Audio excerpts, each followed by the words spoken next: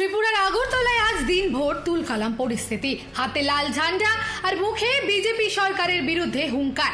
বিশাল police বাহিনী আর একের পর এক ভারী ব্যারিকেড। কোনো কিছুই ধরে রাখতে পারল না জনতার ক্ষোভের বিস্ফোরণ। পুলিশের ব্যারিকেড ভেঙেই হুড়মুড় করে ধেয়ে চললেন হাজার হাজার বাম কর্মী সমর্থক। সোমবার সকাল থেকেই উত্তপ্ত ত্রিপুরার আগরতলা। বিজেপি সরকারের একের পর এক জনবিরোধী সিদ্ধান্ত, নিত্য প্রয়োজনীয় জিনিসের অনিয়ন্ত্রিত মূল্যবৃদ্ধি এবং কাজের সুযোগ কমানোর প্রতিবাদে আজ বিশাল জেল ভরো অভিযানের ডাক দিয়েছিল বামফ্রন্ট। আন্দোলন রুখতে আগরতলার পোস্ট অফিস সংলগ্ন এলাকায় আগে থেকেই মোতায়েন করা হয়েছিল বিশাল পুলিশ ও আধা সামরিক বাহিনী। কিন্তু বেলা বাড়ার সঙ্গে সঙ্গে জনস্রোত আছড়ে পড়লে পরিস্থিতি সম্পূর্ণ নিয়ন্ত্রণের বাইরে চলে যায়। আন্দোলনকারীরা পুলিশের ব্যারিকেড ভেঙে ধাক্কা মেরে সামনে এগোতে থাকেন, আর তাতেই চরম উত্তেজনা ছড়িয়ে পড়ে পুরো এলাকায়। ধস্তাধস্তির জেরে স্তব্ধ হয়ে যায় শহরের বড় অংশ, আর অবরুদ্ধ হয়ে পড়ে যান চলাচল। সূত্রের খবর, আজকের এই কর্মসূচিতে প্রথম সারিতে থেকে নেতৃত্ব দেন ত্রিপুরার প্রাক্তন মুখ্যমন্ত্রী মানিক সরকার এবং ত্রিপুরার বিরোধী দল নেতা জিতেন্দ্র চৌধুরী। উত্তপ্ত রাজপথে দাঁড়িয়ে বিজেপি সরকারের বিরুদ্ধে তোপ দেগে প্রাক্তন মুখ্যমন্ত্রী অভিযোগ করেন, সরকার সাধারণ মানুষের জ্বলন্ত অর্থনৈতিক সমস্যা সমাধানের বদলে মানুষের মধ্যে ভেদাভেদ তৈরির চেষ্টা করছে। জেল ভরো আন্দোলন, তাতে প্রত্যক্ষভাবে যে কয়েক হাজার মানুষ নারী পুরুষ নির্বিশেষে অংশগ্রহণ করেছেন অত্যন্ত সুশৃঙ্খল ভাবে, তাদেরকে আন্তরিকভাবে সংগ্রামী অভিনন্দন জানাচ্ছি।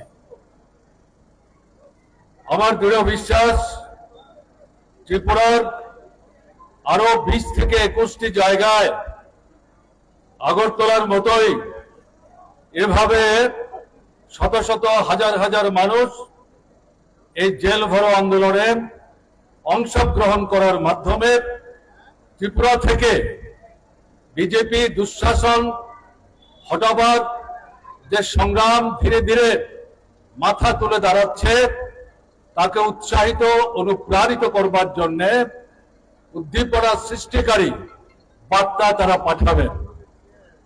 আপনাদের জানার জন্য বলছি, এটা সর্বভারতীয় কর্মসূচি।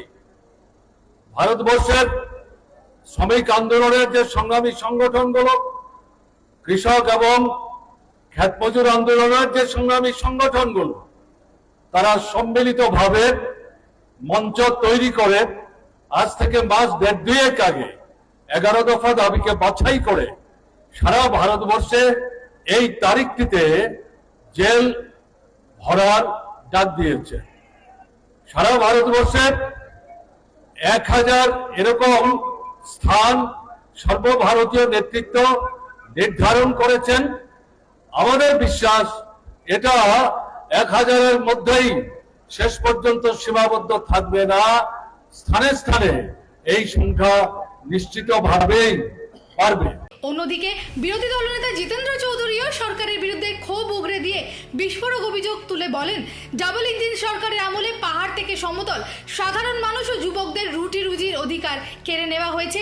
চারিদিকে হাহাকারময় পরিস্থিতি। উপজাতিদের শাসিত জেলা পরিষদ 125তম bill since 2019 it is laying in the parliament, কিন্তু মোদী সরকার এখন পর্যন্ত এই আইনটাকে পাস করছে না। এটা অতি সত্বর এই আইনটাকে পাস করে ত্রিপুরা রাজ্যের মধ্যে যে 6th শিডিউল রয়ে গেছে, এটাকে কায়েম করে লাগু করে আইন তৈরি করে আমাদের এই ত্রিপুরা রাজ্যের মধ্যে যে 6th শিডিউল, তার সাথে বাকি যে নর্থ ইস্টের মধ্যে 6th শিডিউল এলাকাগুলো আছে, ডিস্ট্রিক্ট কাউন্সিলগুলো আছে, তাদেরকে ক্ষমতায়ন করা, এই দাবিগুলোর নিয়েই আমরা আজকে জেল ভরো আন্দোলনে সামিল হয়েছি। কিন্তু হঠাৎ কেন ত্রিপুরায় এমন বিস্ফোরক পরিস্থিতি শোনা যাচ্ছে? ও রাজ্যে বিজেপির নীতিহীন শাসনের বিরুদ্ধে আজ সাধারণ মানুষের ক্ষোভের বাঁধ ভেঙেছে। রাজপথে দাঁড়িয়ে বাম কর্মী সমর্থকেরা সরাসরি তোপ দিয়ে গেছেন নিত্য প্রয়োজনীয় জিনিসপত্রের আকাশ ছোঁয়া দাম, পেট্রোল ডিজেল, বিদ্যুৎ থেকে রান্নার গ্যাসের দর বৃদ্ধি সাধারণ মানুষের পকেটে চাপ বাড়াচ্ছে। এরপর আবার জোর করে ঘাড়ে চাপিয়ে দেওয়া হচ্ছে স্মার্ট মিটার। বামেদের দাবি, অবিলম্বে সাধারণ মানুষের ওপর এসব জুলুম বন্ধ করতে হবে। শুধু তাই নয়, মূল্যবৃদ্ধির বাজারে আয়করের বাইরে থাকা গরিব পরিবারগুলোকে মাসে 8,500 টাকা আর্থিক সাহায্য দেবার দাবি উঠেছে আজ। পাশাপাশি প্রতি মাসে বিনামূল্যে 10 কেজি চাল এবং বেকার যুবক যুবতীদের রুটি রুজির ব্যবস্থার দাবিতেই আজ গর্জে উঠেছে ত্রিপুরার রাজপথ। এ বিষয়ে রাজনৈতিক বিশেষজ্ঞদের মতে এই আন্দোলনের ধরন স্পষ্ট ইঙ্গিত দিচ্ছে যে ত্রিপুরায় মানিক সাহা সরকার এখন ব্যাকফুটে। আজ আন্দোলনের মেজাজ দেখে রাজনৈতিক মহলের প্রশ্ন, ডাবল ইঞ্জিন সরকারের দেওয়া সুশাসনের প্রতিশ্রুতি কি তবে এখন তাসের ঘরের মতো ভেঙে পড়ছে? আইন শৃঙ্খলার চরম অবনতি, বেকারত্বের জ্বালা, কাজের সুযোগ বন্ধ হওয়া আর একের পর এক দুর্নীতির অভিযোগে আজ কোণঠাসা রাজ্যের ক্ষমতাসীন দল। আন্দোলনে জল ঢালতে বিশাল পুলিশ ও আধা সামরিক বাহিনী লেলিয়ে দিয়ে ভারী ব্যারিকেড গড়ে তুলেছিল ত্রিপুরা প্রশাসন, কিন্তু জনস্রোত আর ক্ষোভের আগুনের সামনে বিজেপি সরকারের সেই সব ব্যারিকেড চোখের পলকে গুড়িয়ে গেল। আজকে ত্রিপুরার এই জেল ভরো অভিযান চেয়ে বিজেপির ক্ষমতাসীন প্রশাসনে বড়সড় ঝাঁকুনি দিয়ে গেল ত্রিপুরা রাজপথের এই থমথমে পরিস্থিতি তার বড় প্রমাণ। বামেদের এই উত্তাল গণ আন্দোলন এবং স্তব্ধ আগরতলা কি শেষ পর্যন্ত বিজেপির ডাবল ইঞ্জিন সরকারকে নতি স্বীকার করতে বাধ্য করবে? নজর থাকবে সেদিকেই। দিশা দাসের report, headlines Kolkata. Root canal treatment কি জানার জন্য জানতে হবে রুট কানাল ট্রিটমেন্ট কোথায় করা দরকার। আমাদের দাঁতের যে টোটাল স্ট্রাকচারটা আছে, মানে অংশগুলো, তার মধ্যে সব থেকে বাইরের লেয়ারটা হচ্ছে এনামেল, তার ঠিক ভিতরেরটা ডেন্টিন, আর একদম ভিতরে যেটা থাকে সেটা হচ্ছে পাল্প। পাল্প একটা সফট টিস্যু।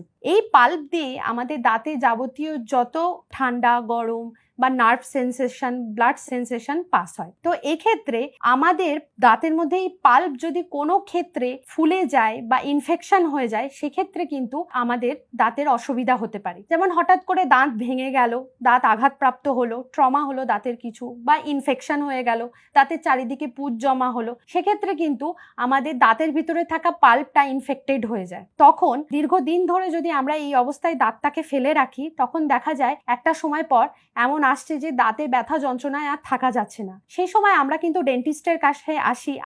আনন্দ আর ভালোবাসার দীপ্তিতে গড়া সমুজ্জ্বল পরমা, ঠিক তোমারই মতো। শ্যাম সুন্দর কোম্পানি জুয়েলার্স, আগরতলা, উদয়পুর, ধর্মনগর, কলকাতা।